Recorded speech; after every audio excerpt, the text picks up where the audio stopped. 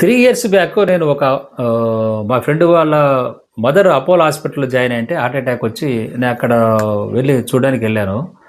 So, అక్కడ మనకు తెలిసిన వ్యక్తి అంటే మా ఫ్రెండ్‌కు మామ అయితాడు. నేను కూడా చిన్నప్పటి నుంచి పరిచయం కాబట్టి మామ అని పిలుస్తాము. అతను కూడా అపోలో హాస్పిటల్‌లో కలిసాడనమాట. సో, అక్కడ టీ తాగుతున్నప్పుడు మేము కూడా టీ తాగాము. ఆయనకు సిగరెట్ తాగే అలవాటు ఉంది కానీ సిగరెట్ తాగలేదు. ఎందుకొచ్చారని చెప్తే నేను చెప్పాను మా ఫ్రెండ్ వాళ్ళ మదర్ ఇట్లా వచ్చాము. ఆయన చెప్పాడంటే ఆయన ఫ్రెండ్ ఇద్దరు కడప నుంచి వస్తున్నారు.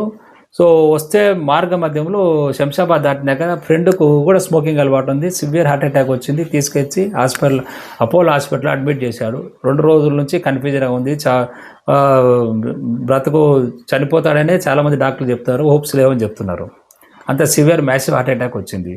మరి ఇతను చూసి సిగరెట్ తాగలేదు ఆ రోజు భయపడి. సో తర్వాత మామూలు తర్వాత పోయిన తర్వాత అతను చనిపోయాడు అనుకోండి. ఆ రోజు రికవర్ కాలేదు.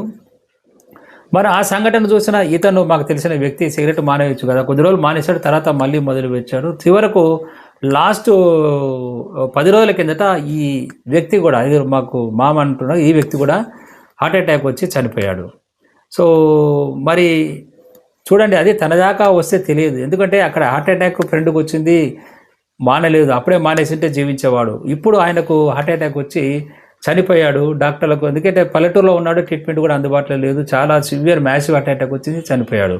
ఈ చనిపోయే పొజిషన్లో ఆయన పరిస్థితి ఏమిటంటే కోట్ల రూపాయలు ఉన్నాయి ఆయన దగ్గర ఎప్పుడు, కానీ అనుభవించడానికి ఆయనకు ఎంజాయ్ చేయడానికి జీవితం లేదు. ఎందుకు? ఆయన ఉన్న జీవితం అంతా సిగరెట్లు తాగడానికి, మందు తాగడానికి ఖర్చు పెట్టాడు.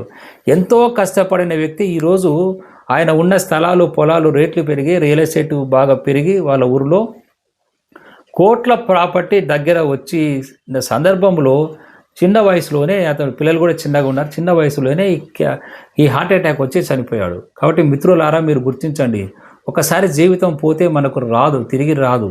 డబ్బు సంపాదించుకోవచ్చు.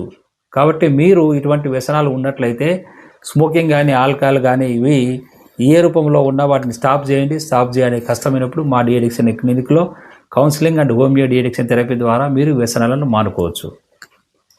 ఈ ఛానల్లో మేము వ్యసనాల పట్ల అవగాహన కల్పించడానికి క్రియేట్ చేస్తాం. ఈ ఛానల్ని సబ్స్క్రైబ్ చేయండి. Thank you very much for watching this video. మద్యపానం, ధూమపానం, గుట్కా, ఖైనీ, గంజాయి లాంటి మాదక ద్రవ్యాలకు బానిసైన ఎంతో మందికి గత 33 సంవత్సరాలుగా హోమియో ద్వారా డీ అడిషన్ ట్రీట్మెంట్ ను అందిస్తున్నారు డాక్టర్ వై జయరామిరెడ్డి గారు. వెంటనే సంప్రదించండి 9885536313 9866844665.